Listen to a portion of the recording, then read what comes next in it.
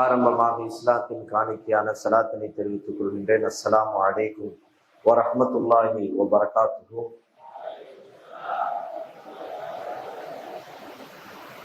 எல்லா புகழும் வல்ல அல்லாஹ் ஒருவனுக்கே உரித்தாகட்டுமாக. ஆமீன்.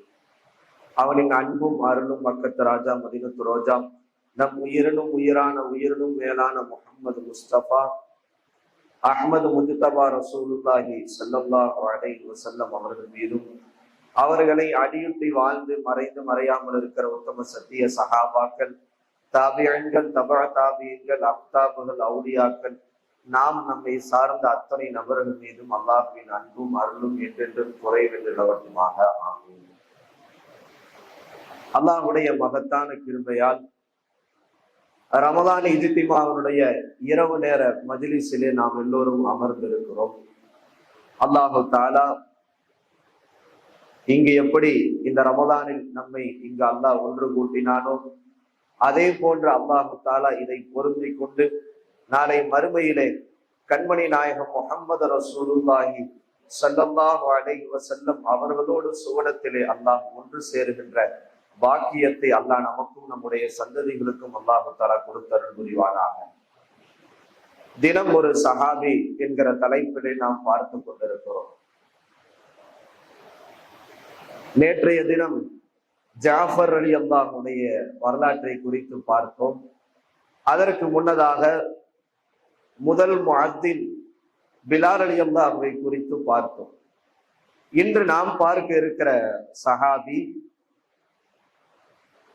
தியாகிகளின் குடும்பம், ஷுஹதாக்கள். உலகத்தில் ஷஹீத் என்ற ஒரு அந்தஸ்து இருக்கிறது. அதை அடைய வேண்டும் என்கிற விஷயத்திலே இந்த உம்மத்திற்கு முதலில் வழிகாட்டிய ஒரு தியாகிகளின் குடும்பத்தை பற்றி தான் நாம் பார்க்க இருக்கிறோம்.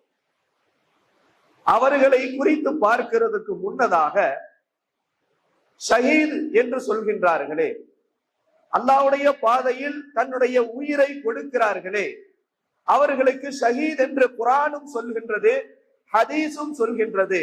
அவர்களுடைய அந்தஸ்து என்ன? அல்லாஹ் குர்ஆனிலே சொல்லி காட்டுகின்றான், வலா தஹ்ஸபன்ன அல்லதீன குத்திலு ஃபீ ஸபீலில்லாஹி அம்வாத். அல்லாஹ்வுடைய பாதையில் வெட்டுப்பட்டு தன் உயிரை நீத்தவர்களை நீங்கள் மரணித்தவர்கள் என்று நினைத்து பார்க்காதீர்கள் என்று அல்லாஹ் சொல்லுகின்றான். இன்னொரு வசனத்திலே அல்லாஹ்வின் பாதையில் வெட்டுப்பட்டு தன் உயிரை நீத்தவர்களை மரணித்தவர்கள் என்று சொல்லாதீர்கள் என்று அல்லாஹ் தஆலா சொல்கின்றான். அந்த வசனத்துல அல்லாஹ் நினைச்சு கூட பாத்துறாதீங்கன்றான். மௌத்தானவங்க நீங்க நினைச்சு பாத்துறாதீங்க. மாறாக அல்லாஹ் தஆலா சொல்கின்றான், அவர்கள் மரணிக்கவில்லை, மாறாக பல் அஹ்யாவுன் இன்த ரப்பிஹிம் யுர்ஸகூன். அவர்கள் அல்லாஹ்விடத்தில் இன்றும் ரிஸ்க் அளிக்கப்பட்டு உயிரோடு தான் இருக்கிறார்கள் என்று அல்லாஹ் குர்ஆனிலே சொல்கின்றான். சொல்லிட்டு அல்லாஹ் தஆலா தொடர்ந்து சொல்றான், ஃபரிஹீன பிமா ஆதாஹுமுல்லாஹு மின் ஃபலிலி. அவர்களுக்கு அல்லாஹ் கொடுத்த அந்த ஃபலிலை கொண்டு அவர்கள் மகிழ்ச்சி அடைந்து கொண்டிருக்கிறார்கள் என்று அல்லாஹ் சொல்லுகின்றான். அப்ப ஷுஹதாக்களுடைய அந்தஸ்து என்பது சாதாரண விஷயம் அல்ல. இந்த வசனத்தினுடைய விரிவுரையாளர் ஹதீசுகளை கொண்டு வருகிறார்கள். நபி ஸல்லல்லாஹு அலைஹி வஸல்லம் அவர்கள் சொன்னதாக இப்னு அப்பாஸ் ரலியல்லாஹு அறிவிக்கிறார்கள், உஹது களத்திலே கொல்லப்பட்ட உங்களுடைய சகோதரர்களான ஷஹீதுகள் இருக்கிறார்களே, அல்லாஹு தஆலா அவர்களுடைய ரூஹை, ஷுஹதாக்களுடைய ரூஹை அல்லாஹு தஆலா ஒரு பச்சை நிற பறவையிலே அல்லாஹ் சுவனத்திலே வைத்திருக்கிறான். பச்சை நிற பறவையிலே அந்த ஷுஹதாக்களுடைய ரூஹ்கள் வைக்கப்பட்டிருக்கிறது. அந்த ரூஹ்கள் சுவனத்திலே அது தான் நாடிய ஆறுகள், சுவன ஆறுகளிலே போய் தண்ணீர் பருகிறது. அது மட்டுமல்ல, நபி ஸல்லல்லாஹு அலைஹி வஸல்லம் சொன்னார்கள், சுவனத்தில் இருக்கிற மரங்களில் இருக்கிற பழங்களை அது சாப்பிட்டு கொண்டிருக்கிறது. யாரு? இந்த உலகத்திலே தன் உயிரை அல்லாஹ்வுக்காக நீத்த இந்த ஷுஹதாக்களுடைய ரூஹை அல்லாஹ் தஆலா சுவனத்தினுடைய பறவையிலே வைத்து அந்த ரூஹ் சுமந்திருக்கிற அந்த பறவை சுவனத்திலே இருக்கக்கூடிய பழங்களை சாப்பிடுகிறது, சுவனத்திலே இருக்கக்கூடிய ஆறுகளில் தண்ணீர் பருகிறது. நபி ஸல்லல்லாஹு அலைஹி வஸல்லம் அடுத்து சொன்னார்கள், அந்த ஷுஹதாக்களை வைத்திருக்கிற அந்த பறவை அது அல்லாஹ்வுடைய அரிசுக்கு கீழே தங்கத்திலால் ஆன ஒரு வீடு இருக்கும். அந்த வீட்டிலே அந்த கூண்டிலே அந்த பறவை போய் அமர்ந்து கொள்ளும் என்று நபி ஸல்லல்லாஹு அலைஹி வஸல்லம் சொன்னார். சொல்லிட்டு நபி ஸல்லல்லாஹு அலைஹி வஸல்லம் இந்த ஹதீஸை சொல்லிவிட்டு, அப்படி இருக்கிற போது அந்த ஷுஹதாக்களிடத்திலே, அந்த ரூஹ்களிடத்திலே அல்லாஹ் தஆலா வெளிப்படுவானாம். வெளிப்பட்டு கேட்பானாம், உங்களுக்கு ஏதாவது நான் எக்ஸ்ட்ரா அந்தஸ்து எதுவும் கொடுக்கணுமான்னு கேட்பானாம். ஏதாவது எக்ஸ்ட்ரா அந்தஸ்து கொடுக்கணுமா என்று கேட்பானாம். உடனே அந்த ஷுஹதாக்களுடைய அருவார்கள் சொல்லுமாம், யா அல்லாஹ், இதை விட ஒரு அந்தஸ்து எங்களுக்கு என்ன கொடுக்க வேண்டி இருக்கிறது? இப்படி அல்லாஹ் 3 முறை கேட்பான் என்று நபி ஸல்லல்லாஹு அலைஹி வஸல்லம் சொன்னார். அப்ப எவ்வளவு பெரிய அந்தஸ்து பாருங்க. காரணம், அல்லாஹ்வுடைய பாதையிலே தங்களுடைய உயிரை மிக இலகுவாக அவர்கள் நீத்ததினால் அல்லாஹ் கொடுக்கிற அந்தஸ்து. இன்னொரு வார்த்தை நபி ஸல்லல்லாஹு அலைஹி வஸல்லம் சொல்றாங்க, ஷுஹதாக்கள் அவங்க அல்லாஹ்வுடைய பாதையில வெட்டுப்பட்டு ஷஹீதான நம்ம பார்வைக்குத்தான் என்ன ஆகும், அவங்க ஏதோ காயப்பட்டு அப்படி கஷ்டப்பட்ட மாதிரி தெரியும். ஆனால் அவர்களுக்கு கடுகளவு வேதனை கூட இருக்காதாம். ஹதீசுகள்ல எழுதுறாங்க, ரசூல் ஸல்லல்லாஹு அலைஹி வஸல்லம் அந்த அருவார்கள் சொல்லுமா, ஷஹீதானவங்க அல்லாஹ்ட்ட சொல்லுவாங்களா, யா அல்லாஹ், மீண்டும் என்னை உலகத்திற்கு அனுப்பு, இதை போன்று 10 முறை என்னை உலகத்திற்கு அனுப்பி நான் 10 முறையும் உன் பாதையில் ஷஹீதாக வேண்டும் என்று அந்த அருவார்கள் சொல்லும் என்றால் ஷஹீதுடைய அந்தஸ்து எந்த மாதிரி இருக்கும்? இப்ப வரலாற்றுல எதற்கு சொல்ல வருகிறேன் என்றால், ஏதோ உயிர் நீத்தாங்க அப்படின்றது சாதாரண அந்தஸ்து கிடையாது. ஷஹீத் என்கிற வார்த்தைக்கே விரிவுரையாளர்கள் 6 காரணம் எழுதுறாங்க. ஏன் இவங்களுக்கு ஷஹீத் என்று பெயர் வருகிறது? ஃபர்ஸ்ட் காரணம், வரலாற்றுல எழுதுறாங்க விரிவுரையாளர்கள், லி அன்னஹு ஹய்யுன். ஒருத்தர் அல்லாஹ்வுடைய பாதையில ஷஹீத் ஆனார்னா அவர் உயிரோடு இருக்கிறார், அவருடைய ரூஹ்கள் இன்றைக்கும் ஹாசிராக இருக்கிறது. இன்னைக்கு நம்ம பார்க்கிறோம், ஏறுவாடி இப்ராஹிம் பாதுஷா நாயகத்துடைய அந்த ஜியாரத்துக்கு போன நம்ம பார்க்கிறோம், அவர்கள் மூலமாக எத்தனையோ பேர் நோய் நிவாரணம் பெறுகிறார்கள். அப்ப ஷஹீதுகள் இன்றும் அவர்கள் ஹாதிராக இருக்கிறார்கள், ஷாஹிதாக இருக்கிறார்கள். எதனால் தான் அவர்களுக்கு ஷஹீத் என்று பெயர் வந்தது என்கிறார்கள். 2வது காரணம் எழுதுறாங்க, ஏன் அவங்களுக்கு ஷஹீதுன்னு பேர் வந்துச்சுன்னா, அல்லாஹ்வும் ரசூலும் மலக்குமார்களும் அவர்கள் சொர்க்கவாசிகள் என்று சாட்சி சொல்கின்றார்கள். அதனால்தான் அவங்களுக்கு ஷஹீதுன்னு பேர் வந்துச்சு. 3வது காரணம் எழுதுகிறார்கள், அவங்க ஒருத்தர் அல்லாஹ்வுடைய பாதையில வெட்டுப்பட்டு அவர் உயிர் பிரிகிற போது அல்லாஹ் தஆலா அவரை சொர்க்கத்திலே கண்ணுல காட்டுறான். அப்படி அவங்க ரூஹ் அல்லாஹ்வுக்காக பிரிகிற போது அவங்க தங்கள் பார்வையால் கண்ணால் அப்படியே சொர்க்கத்தின் அந்தஸ்தை பார்க்கிறார்கள். அதனாலதான் அவங்களுக்கு ஷஹீதுன்னு பேர் வந்துச்சுன்னு எழுதுறாங்க. இன்னொரு காரணம் எழுதுறாங்க, அவங்க ரூஹ் பிரிகிற போது அவங்களை உபசரிப்பதற்கு, அவர்களை அரவணைத்துக் கொள்கின்ற மலக்குமார்களை அவர்கள் கண்களால் பார்க்கிற பாக்கியம் பெறுகிறார்கள். அதனால்தான் அவர்களுக்கு ஷஹீத் என்ற பெயர் வந்தது என்று எழுதுகிறார்கள். ஆக எல்லாம் வந்த அல்லாஹ் நல்லடியார்களே, அல்லாஹ்வுடைய பாதையிலே தன் உயிரை நீர்ப்பது என்பது ஒரு சாதாரண விஷயம் அல்ல. அதனால்தான் அல்லாஹ் தஆலா குர்ஆனிலே அவர்கள் உயிரோடு இருக்கிறார்கள், அவர்களை நீங்கள் மரணித்தவர்கள் என்று நினைத்து விடாதீர்கள் என்று சொல்கின்றார். இன்னொரு குர்ஆனுடைய விரிவுரையில ஷுஹதாக்களுடைய சிறப்பை பத்தி சொல்லும் போது 5 சிறப்புகளை சொல்றாங்க. ஃபர்ஸ்ட் சிறப்பு, எல்லா நபிமார்களுடைய உயிர்களையும் இஸ்ராயில் அலைஹிஸ்ஸலாம் தான் கைப்பற்றுவாங்க. இதான் நியதி, அது நபிமார்களாக இருந்தாலும் சரி. ஆனால் ஷுஹதாக்களுடைய அருவாகளை அல்லாஹ்வே கைப்பற்றுகிறானாம், அல்லாஹ்வே நேரடியாக கைப்பற்றுகிறான் என்று எழுதுகிறாங்க. 2வது சொல்றாங்க, அனைத்து நபிமார்களும் மரணித்த பிறகு குளிப்பாட்டப்படுகிறார்கள், ஆனால் ஷுஹதாக்கள் குளிப்பாட்டப்படுவதில்லை. அவர்கள் எந்த உடலிலே காயங்களோடு வெட்டுப்பட்டார்களோ அந்த முறையிலே அடக்கப்படுகிறார்கள். அவங்கள போய் என்ன செய்யறது இல்ல, அவங்கள போய் குளிப்பாற்ற அவசியம் அல்ல. 3வது எழுதுறாங்க, எல்லா நபிமார்களும் மரணித்த பிறகு கஃன் இடுகிறார்கள். எல்லாரும் அது நபிமார்களாக இருந்தாலும் அவங்க மௌத்தான பிறகு கஃன் இடுவாங்க. ஆனால் ஷுஹதாக்களுக்கு கஃன் இடுவது கிடையாது. அவர்கள் எந்த உடலை, எந்த ட்ரெஸ்ஸை போட்டுட்டு அவங்க அல்லாஹ்வுடைய பாதையில அவங்க ஷஹீதானார்களோ அதே ஆடையோடு அவர்கள் அடக்கப்படுகிறார்கள். அப்ப அவங்களுக்கு கஃன் கிடையாது. அவங்க நாளைக்கு மறுமையில அல்லாஹ் எழுப்பினான் என்றால் அவங்க எந்த ஆடையில அவங்க உயிரை நீத்தார்களோ அதே ஆடையோடு அல்லாஹ் முன்னாடி போய் நிற்பாங்க. அப்ப அதனால அவங்க மௌத்தானாலும் அவர்கள் கஃனிடப்படாமல் அதே ஆடையிலேயே அடக்கம் செய்யப்படுகிறார்கள் என்கிறார்கள். இப்படி சுஹதாக்களுடைய அந்தஸ்து, அவர்களுடைய நிலைமை என்பது மிக உயர்ந்தது. அப்படி இருக்கிற ஒரு தியாகிகளின் குடும்பத்திலே வந்தவர்கள் தான் அம்மார் இப்னு யாசிர் ரலியல்லாஹு அன்ஹு அவர்கள். அம்மார் இப்னு யாசிர் என்கிற சஹாபி ரசூல் ஸல்லல்லாஹு அலைஹி வஸல்லம் அவர்கள் இஸ்லாத்தை எத்தி வைத்த ஆரம்ப கட்டத்திலேயே மொத்த குடும்பமும் இஸ்லாத்தை ஏற்றது. அவர்களுடைய தாயார் சுமையா ரலியல்லாஹு அன்ஹா, அவர்களுடைய தந்தை யாசிர் ரலியல்லாஹு அன்ஹு. முதலில் 7 பேர் இஸ்லாத்தை ஏற்றார்கள். அந்த 7 பேரிலே அவர்களுடைய தாயும் தந்தையும் வந்து விடுகிறார்கள். சுமையா அவங்க இஸ்லாத்தை ஏற்று விட்டார்கள். செய்தி அபூஜஹலுக்கு தெரிகிறது. அபூஜஹல் மிக கோபமாகிவிட்டார். காரணம், அவர்கள் ஏழ்மையான குடும்பம். அவருடைய தந்தை அந்த யாசிர், சுமையாவுடைய கணவர், ஒரு அடிமையாக இருக்கிறார். கோபம் கொப்பளிக்கிறது. நேராக வந்து சுமையாவை கண்ணா பின்னான் என்று அபூஜஹல் திட்டுகிறான்.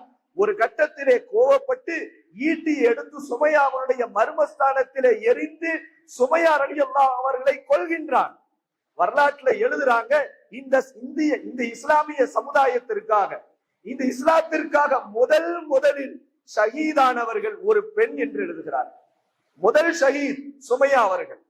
அடுத்து யாசிர் அவங்களும் இஸ்லாத்தை வெளிப்படுத்துகிறார்கள். அவர்களும் கொடுமைப்படுத்தப்படுகிறார்கள், துன்புறுத்தப்படுகிறார்கள். ஒரு கட்டத்திலே அந்த அவர்களுடைய காபிர்கள் என்ன செய்கிறார்கள், அவருடைய 2 காலையும் கட்டுறாங்க.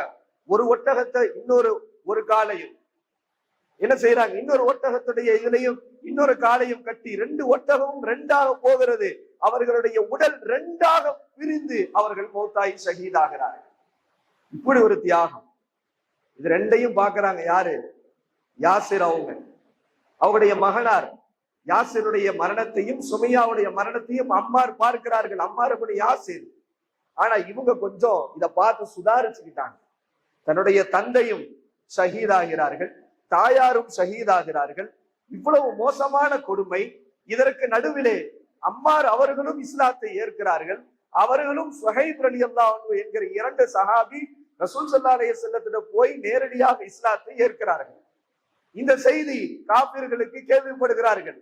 இவர்களையும் பயங்கர சித்திரவதை செய்கிறார்கள். நீங்கள் இஸ்லாத்தை விட்டுவிட வேண்டும், நீங்கள் மார்க்கத்தை விட்டுவிட வேண்டும் என்று அம்மார் இப்னு யாசிருக்கும் மிக கொடுமை நடத்தப்படுகிறது. ஆனால் அம்மார் இப்னு யாசிர் செஞ்ச வேலை என்ன தெரியுமா? அந்த காபிர்கள் கொடுமைப்படுத்துறாங்க. நீ ஒண்ணு முஹம்மதை திட்டணும், கடவுள சிலைகளை நீ புகழணும், இல்லை என்றால் நீ கொல்லப்படுவாய் என்று மிக கொடுமைப்படுத்துகிற போது அம்மார் இப்னு யாசிர் என்ன செஞ்சிடறாங்கன்னா, தப்பிப்பதற்காக, அவர்களிடமிருந்து தப்பிப்பதற்காக தான் இஸ்லாத்தை விட்ட மாதிரி அவர்களுடைய சிலைகளை புகழ்ந்து எஸ்கேப் ஆகி வந்துடுறாங்க. புகழ்ந்துட்டாங்க. அந்த எதிரிகளும் விட்டுட்டாங்க. ஆனா அவங்க மனசுக்குள்ள ஒரு கவலை, ஆஹா நம்ம கல்புல ஈமான் இருக்கு, ஆனா எங்க நம்மளை கொன்றுவாங்களோண்டு நம்மளை தற்காத்துக் கொள்வதற்காக நான் அந்த கடவுள்களை புகழ்ந்து தப்பித்து வந்து விட்டேனே, ஒருவேளை நான் இணை வைத்து விட்டேனா என்ற சந்தேகம் வருகிறது. நேரா ரசூல் ஸல்லல்லாஹு அலைஹி வஸல்லம் வர்றாங்க. யா ரசூலல்லாஹ், இந்த மாதிரி நடந்துச்சு, என்னை கொல்ற முயற்சியில ஈடுபட்டார்கள், நான் என்ன செஞ்சேன்னா அவருடைய கடவுளை புகழ்ந்தேன், என்னை விட்டு விட்டார்கள், நான் வந்து விட்டேன், ஆனால் எங்கே நான் இணை வைப்பாளனாக ஆகிவிட்டேனா என்று எனக்கு பயமாக இருக்கிறது யா ரசூலல்லாஹ் என்று சொன்ன போது ரசூல் ஸல்லல்லாஹு அலைஹி வஸல்லம் கேட்டாங்க, அம்மார் நீங்க உங்க மனசு அப்ப நேரத்துல எப்படி இருந்துச்சுன்னு கேட்டாங்க. யா ரசூலல்லாஹ், என் மனம் முழுக்க ஈமானில் நிரம்பி இருந்தது. என் மனசுல ஈமான் மாறல, ஆனால் உயிர் போய்விடும், வேறு வழி இல்லை என்பதனால் சொன்னேன் என்று சொன்னவுடன் அல்லாஹு தஆலா இங்கு சமுதாயத்திற்கு ஒரு முக்கியமான சட்ட பிரச்சனையை அல்லாஹ் தீர்த்து வைக்கிறான். இன்றைக்கும் அது தீர்வாக இருக்கிறது. போயிட்டே இருக்கிறோம், ஒரு RSS காரன் என்ன செய்யறான், உன்னை பிடிக்கிறான், பிடிச்சு நீ முஸ்லீம, நீ உன்னை ஈமான விட்டுருன்னு சொல்லி உன்னை கொல்ல வர்றான். உயிர் போகிற சூழ்நிலை.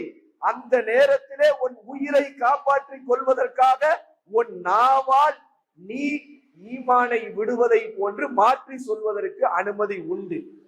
இந்த சட்டம் அது அம்மார் இப்னு யாசிர் அவர்கள் மூலமாக கிடைத்த பரிசு.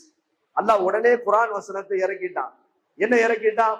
வமன் கஃபர பில்லாஹி மின் பாதி ஈமானிஹி இல்லா மன் உக்ரிஹ வ கல்புஹு முத்மஇன்னும் பில் ஈமான். இந்த சட்டம் அம்மார் இப்னு யாசிர் ரலியல்லாஹு மூலமாக கிடைத்தது. சில சஹாபாக்கள் வந்து கேட்டாங்க, யார ரசூலுல்லாஹ், அது எப்படி யார ரசூலுல்லாஹ், வாயால மாத்தி சொல்லிட்டாரு அவரு. ரசூல் ஸல்லல்லாஹு அலைஹி வஸல்லம் சொன்னார்கள், அம்மாருடைய உச்சந்தலையிலிருந்து உள்ளங்கால் வரைக்கும் ஈமான் நிரம்பி இருக்கிறது என்றார்கள். ஈமான் நிரம்பி இருக்கிறது என்று சொன்னார்கள். காரணம், அந்த அளவுக்கு ஈமானால் நிரப்பப்பட்ட ஒரு சஹாபி. அப்பயும் அந்த குறைசி காப்பீர்கள் விடல, பிறகு வந்தாங்க. ஒரு கட்டத்துல எந்த அளவுக்கு பாருங்க, 2 ஷஹீதுகளுடைய மகன், தாயும் ஷஹீது தந்தையும் ஷஹீது, ஒரு தடவை சுதாரிச்சு தப்பிச்சுட்டாங்க காபீர்களை விட்டு. இப்னு அசார்கீர்ல ஒரு ரிவாயத் எழுதுறாங்க, ஒரு கட்டத்துல இந்த குறைசி காப்பீர்கள் என்ன செஞ்சாங்கன்னா, அம்மார் இப்னு யாசிரை எரிக்கிறதுக்கு முயற்சி செஞ்சுட்டாங்க. நெருப்புல போட்டு எரிக்கிறாங்க, நெருப்பு பத்த வச்சுட்டாங்க. ரசூல் ஸல்லல்லாஹு அலைஹி வஸல்லம் யதார்த்தமாக அங்க கிராஸ் ஆகுறாங்க. பார்த்தால் அம்மார் இப்னு யாசிர் நெருப்பிலே போடப்பட்டு இருக்கிறார்கள். உடனே ரசூல் ஸல்லல்லாஹு அலைஹி வஸல்லத்துடைய முஅஜிஸாத் பாருங்க. ரசூல் ஸல்லல்லாஹு அலைஹி வஸல்லம் அந்த நெருப்புக்கு சொன்னார்கள், யா நார் கூனி பர்தன் வ ஸலாமன் அலா அம்மார், அம்மாரின் மீது நீ சலாமத்தானதாக ஆகிவிடு. எப்படி நீ இப்ராஹிம் அலைஹிஸ்ஸலாத்திற்கு குளிர்ச்சியாக நீ மாறினாயோ, அதே போன்று என் தோழர் அம்மாருக்கும் நீ குளிர்ச்சியாக ஆகிவிடு என்று துஆ செய்தார்கள். அந்த நெருப்பு அவர்களை கரிக்கவில்லை என்ற ஹதீஸிலே எழுதுகிறார்கள். அல்லாஹு அக்பர். அன்னைக்கு அவங்க உச்சந்தலிலிருந்து உள்ளங்கால் வரைக்கும் ஈமான் நிரம்பி இருக்குன்னாங்க ரசூல் ஸல்லல்லாஹு அலைஹி வஸல்லம்.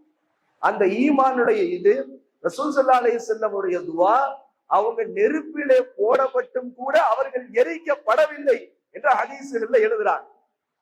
இதனால ரசூல் ஸல்லல்லாஹு அலைஹி வஸல்லம் சபைக்கு அம்மார் இப்னு யாசிர் எப்ப வந்தாலும் பாசமா அழைப்பாங்களாம். மர்ஹபம் பித்தய்யிபில் முத்தய்யிப் என்று அழைப்பார்களாம்.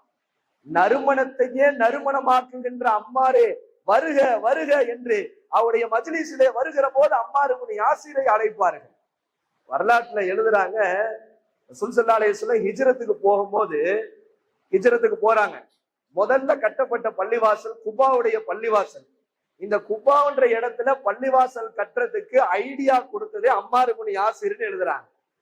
அம்மார் இப்னு யாசிர் ரலியல்லாஹு தான் சொன்னாங்க, யா ரசூலல்லாஹ், இங்க பள்ளிவாசல் கட்டலான்னு அவங்க சொல்றாங்க. அவர்களுடைய ஆலோசனைப்படிதான் அங்க பள்ளிவாசல் கட்டப்படுகிறது. குபா பள்ளிவாசல் கட்டுவதற்கு காரணமானவர்கள் அம்மார் இப்னு யாசிர் ரலியல்லாஹு எழுதுறாங்க. இன்னைக்கு நீங்க பாத்தீங்கன்னா மதீனால அந்த பள்ளிவாசல்ல போய் நம்ம தொழுகும் போது 2 ரக்காத்து தொழுதா ஒரு உம்ராவுடைய நன்மை நமக்கு கிடைக்குது. குபாவுடைய பள்ளிவாசல்ல 2 ரக்காத்து நம்ம தொழுகும் போது என்ன செய்யுது, ஒரு உம்ராவுடைய நன்மை கிடைக்கிறது. இப்போ பள்ளிவாசல்ல கட்டிக்கிட்டு இருக்கிறாங்க. கட்டிக்கிட்டு இருக்கும் போது சஹாபாக்கள்லாம் சேர்ந்து கல்லை தூக்குறாங்க, மண்ணை தூக்குறாங்க. அப்ப அம்மார் இப்னு யாசிரும் லைன்ல நின்று கல்லு வாங்கிட்டு இருக்காங்க. எல்லாருக்கும் ஒரு கல்லு கொடுக்குறாங்க.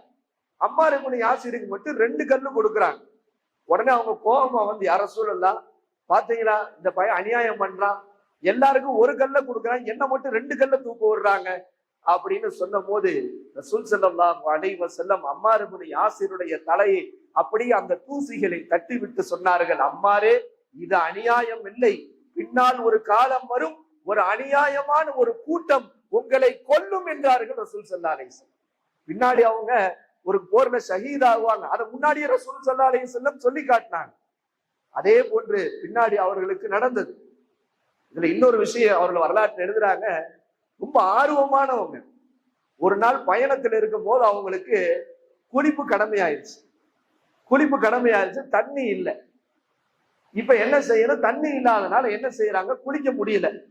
அப்ப தயமம் செய்யலாம், அதான் சட்டம். இப்ப இவங்களுக்கு என்னண்டா, குளிப்பு தானே, ஒழுகுனா அதுக்கு மட்டும் நம்ம என்ன செஞ்சுக்கலாம், முகத்தை அடிச்சு கையை அடிச்சு வச்சுக்கலாம். இப்ப இது குளிக்கிற மேட்ராச்சே. அப்ப இவங்க என்ன யோசிச்சாங்கன்னா, அப்ப தயமன்றது முகத்துக்கு கைக்கு மட்டும் இருக்கக்கூடாது, உடல் முழுக்க இருக்கணும்னு நினைச்சிட்டு மண்ணுல போய் புரண்டுட்டாங்க. ஃபுல்லா புரண்டு என்ன செஞ்சுட்டாங்க, தொழுதெல்லாம் முடிச்சுட்டாங்க. இப்ப ரசூலுல்லாஹ்ட்ட வந்து சொன்னாங்க, யா ரசூலல்லாஹ், இந்த மாதிரி குளிப்பு கடமையாயிருச்சு, பிரயாணத்துல தண்ணி இல்ல, அப்ப குளிக்கணும்ன்றதுனால மண்ணுல புரண்டுட்டேன் அப்படின்ட்டாங்க. இப்ப ரசூல் ஸல்லல்லாஹு அலைஹி வஸல்லம் சிரிச்சுட்டே கேட்டாங்க, அம்மாரே, என்ன கழுத புரள்ற மாதிரி புரண்டுட்டீங்களோ? சட்டம் அதுவல்ல, அப்படின்னு சொல்லி தயமத்தினுடைய சட்டத்தை சொன்னாங்க. அப்படி இருந்தாலும் கூட நீங்க முழு உடலும் மண் படணும்ன்ற அவசியம் கிடையாது. சாதாரணமாக தயமம் செஞ்சா எப்படி செய்யணுமோ அந்த மாதிரி செஞ்சா போதும்னு ரசூல் ஸல்லல்லாஹு அலைஹி வஸல்லம் அவர்களுக்கு விளக்கி கொடுக்கிறாங்க. அப்ப இந்த மாதிரி சட்டங்கள் ரசூலுல்லாவோடு பயணித்த அந்த பயணங்கள், அதனால தான் ஒரு வார்த்தை ரசூல் ஸல்லல்லாஹு அலைஹி வஸல்லம் சொன்னாங்க, அற்புதமான வார்த்தை. உலகத்தில் இருக்கிற எல்லா மனிதர்களும் சொர்க்கத்தை ஆசைப்பட்டார்கள், ஆனால் சுவனம் 3 பேர் என்னில் நுழைய ஆசைப்பட்டது. சுவனம் இந்த 3 பேர் என்னில் நுழைந்தால் எனக்கு மிக மகிழ்ச்சி என்று சுவனமே ஆசைப்பட்ட 3 முக்கியமான பேர். முதலாவது அலி ரலியல்லாஹு அன்ஹு. அலி ரலியல்லாஹு சொர்க்கத்துக்கு வரணும், சொர்க்கம் ஆசைப்பட்டுச்சு. இரண்டாவது எழுதுறாங்க அம்மார் ரலியல்லாஹு அன்ஹு, அம்மார் ரலியல்லாஹு அன்ஹு. மூன்றாவது சல்மானுல் ஃபாரிசி ரலியல்லாஹு அன்ஹு. இந்த 3 சஹாபிகள் சொர்க்கத்துக்கு வர வேண்டும் என்று சொர்க்கம் ஆசைப்பட்டது என்று ரசூல் ஸல்லல்லாஹு அலைஹி வஸல்லம் சொன்னாங்க. ரசூலுல்லாஹ் முன்னாடியே சொன்னாங்கல்ல, தக்துலுகல் ஃபிஅத்துல் பாகியான்னு சொன்னாங்க. ஒரு அநியாயக்கார கூட்டம் உன்னை கொல்லும் என்றார்கள். பின்னாடி ரசூலுல்லாஹ்வுடைய காலத்திற்கு பிறகு அபூபக்கர் நாயகம் காலத்துல யமாமா போர் நடைபெறுகிறது. அப்ப யமாமா போர்ல பல ஹாஃபில்கள் கொல்லப்படுகிறார்கள். அந்த போர்க்களத்துல அம்மார் இப்னு யாசிரும் இருக்கிறார்கள். ஒரு கட்டத்துல முஸ்லிம்கள் எல்லாம் அப்படி செதஞ்சு அங்கங்க போயிடுறாங்க. ஆனால் அம்மார் இப்னு யாசிர் வீரமாக ஒரு பாறையில ஏறி நின்று கூப்பிடுகிறார்கள், எங்கே நீங்கள் சிதைகிறீர்கள், எங்கே ஓடுகிறீர்கள் முஸ்லிம்களே, நான் யாசிருடைய மகன் அம்மார் இருக்கிறேன், இங்கு சுவனத்தின் வாசனை வீசுகிறது, எல்லோரும் பாருங்கள் என்று கூப்பிடுகிறார்கள். இதை பார்த்த அப்துல்லா இப்னு உமர் ரலியல்லாஹு சொல்றாங்க, அந்த போர்க்களத்துல இவங்க கூப்பிடும் போது பக்கத்துல போய் பார்த்தா அவங்க காதை அறுக்கப்பட்டு அப்படி ரத்தம் தொங்கிக்கிட்டு இருக்கு. அதை கூட கண்டு கொள்ளாமல் வீரமாக யமாமா போரின் களத்துல நிக்கிறாங்க. அவ்வளவு வீரம். ஆனா அந்த போர்ல அல்லாஹ் அவங்களுக்கு ஷஹாதத்தை வைக்கல. பின்னாடி அலி ரலியல்லாஹுக்கும் முஆவியா ரலியல்லாஹுக்கும் மத்தியில ஒரு குழப்பமான அரசியல் பிரச்சனை வருகிற போது ரசூல் ஸல்லல்லாஹு அலைஹி வஸல்லம் சொன்னாங்களே, உங்களை ஒரு பாவியான கூட்டம் கொல்லும் என்றார்களே, அந்த நேரத்துல அம்மார் இப்னு யாசிர் அலி ரலியல்லாஹுடைய படையில இருக்கிறார்கள். அந்த படையில இருக்கிற போது அங்கு எதிர்ப்படையினால் அவர்கள் கொல்லப்படுகிறார்கள். ஆனா ரசூலுல்லாஹ் இப்படி ஒரு அறிவிப்பு செஞ்சிருந்தாங்க, அம்மார் நீங்க கொல்லப்படுவதற்கு முன்னாடி ஒரு கிளாஸ் பால் குடிச்சிருப்பீங்கன்னு சொல்றாங்க. பால் குடித்த நிலையில் தான் நீங்கள் கொல்லப்படுவீர்கள்ன்றாங்க. கரெக்டா சிஃபின் போருக்கு போறதுக்கு முன்னாடி அம்மார் ரலியல்லாஹு அவர்கள் ஒரு கிளாஸ்ல எடுத்து பாலை குடிக்கிறாங்க. அவங்களுக்கு தெரிஞ்சிருச்சு இந்த போரிலே அல்லாஹ் நமக்கு ஷஹாதத்தை வைத்திருக்கிறான். சிஃபினிலே அலி ரலியல்லாஹின் பக்கத்திலே இருந்து அலி ரலியல்லாஹுடைய நியாயத்திற்காக தங்கள் உயிரை அவர்கள் ஷஹாதத்தாக கொடுக்கிறார்கள். அல்லாஹ் அக்பர். யோசிக்க வேண்டும், ஒரு குடும்பமே இந்த தீனுல் இஸ்லாத்திற்காக தியாகம் செய்தது என்றால் சுமையா நாயகி அவர்களும் அவர்களுடைய கணவர் யாசிர் ரலியல்லாஹு அவர்கள், அவர்களுடைய மகனார் அம்மார் இப்னு யாசிர் ரலியல்லாஹு அவர்கள். அல்லாஹ் அக்பர். எல்லாம் வந்த அல்லாஹ் தஆலா இத்தகைய சுஹதாக்களுடைய அந்த பொருட்டால் அல்லாஹ் தஆலா நம்மையும் அல்லாஹ்வும் ரசூலுடைய பொருந்திக் கொள்ளப்பட்ட நல்லடியார்களுடைய கூட்டத்தில் அல்லாஹ் தஆலா ஆக்கி அருள் புரிவானாக. நம்மால் நம்முடைய உயிரை அல்லாஹ்வுடைய பாதையிலே ஷஹாதத் கொடுக்கிற அளவிற்கு உண்டான தைரியமோ சூழ்நிலையோ இல்லாவிட்டாலும் நம் வாழ்க்கையை அல்லாஹ் ரசூலுக்காக கொடுக்கிற பாக்கியத்தை அல்லாஹ் தஆலா கொடுத்தருள் புரிவானாக. உயிர் மூச்சு இருக்கிற வரை, உயிர் பேச்சு இருக்கிற வரை அல்லாஹ்வுக்காகவும் ரசூலுக்காகவும் வாழ்ந்து லட்சோப லட்ச ஆலிம்களை, அவுலியாக்களை, ஆஷிக ரசூல்களை ஆலா உஸ்தாதுடைய வழியில இருந்து உருவாக்கக்கூடிய பாக்கியத்தை அல்லாஹ் நம் ஒவ்வொருவருக்கும் அல்லாஹ் தஆலா கொடுத்தருள் புரிவானாக. நம்முடைய ஆலா உஸ்தாத் அவர்களுக்கு அல்லாஹ் உடல் ஆரோக்கியத்தையும் சிஹத்தையும் நீண்ட ஆயுளையும் அல்லாஹ் தஆலா கொடுத்தருள் புரிந்து அல்லாஹ் அவருடைய ஹயாத்திலேயே அவர்கள் ஆசைப்படுகிற அத்தனையும் நடப்பதற்கு அல்லாஹ் தௌஃபீக் செய்வானாக. அவர்களுடைய ஹயாத்திலேயே அவர்கள் மூலமாக உருவாக்கப்பட்ட முதல்வர்கள், அவர்கள் மூலமாக உருவாக்கப்பட்ட அத்தனை முதல்வர்களும் பலாயிரக்கணக்கான ஷேகுமார்களாக உருவாகி அவர்கள் மிகப்பெரிய ஆன்மீக அரசாட்சி செய்யக்கூடிய அந்த மிகப்பெரிய காட்சியை உஸ்தாத் அவர்கள் ரசிக்கக்கூடிய பாக்கியத்தை, அதை பார்த்து நாங்கள் ரசிக்கக்கூடிய பாக்கியத்தை அல்லாஹ் தஆலா ஒவ்வொருவருக்கும் அல்லாஹ் கொடுத்தருள் புரிவானாக. எல்லாம் வல்ல அல்லாஹ் தஆலா நம்முடைய அனைத்து துஆக்களையும் சஹாபாக்களுடைய தியாகத்தின் பொருட்டாலும் நபி ஸல்லல்லாஹு அலைஹி வஸல்லத்துடைய ஷஃபாத்தின் பொருட்டாலும் அல்லாஹ்வுடைய மேலான கருணையின் பொருட்டாலும் அல்லாஹ் தஆலா ஏற்றுக்கொள்வானாக என்ற துஆவோடு என்னுடைய உரையை நிறைவு செய்து கொள்கின்றேன். அஸ்ஸலாமு அலைக்கும் வரஹ்மத்துல்லாஹி வபரகாத்துஹு.